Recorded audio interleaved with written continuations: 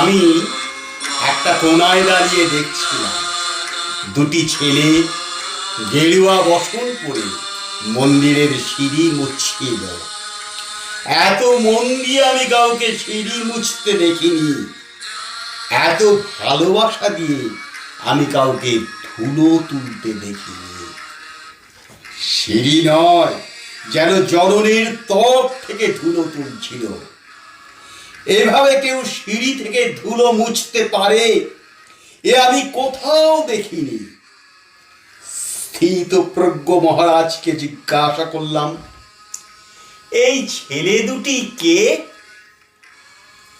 মহারাজ মৃদু হেসে বললেন, একজন নিউক্লিয়ার ফিজিসিস্ট, একজন IBM এর 6 লাখ টাকার চাকরি ছেড়ে এখানে এসেছে, সিঁড়ি ধুতে এসেছে। যে সিঁড়ি দিয়ে মানুষ ওপরে ওঠে তা যেন পরিষ্কার হয়। মহারাজ চলে গেছেন, সন্ধ্যা নেমে আসছে গঙ্গায়। আমার ভেতরেও নামছে সন্ধ্যা।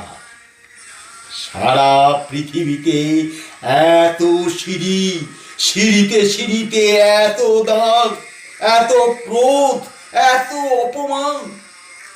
আমি কবে সিঁড়ি মুছতে পারবো?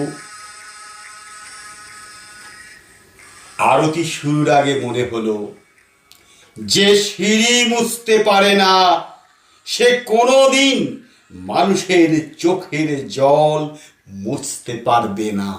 নমস্কার।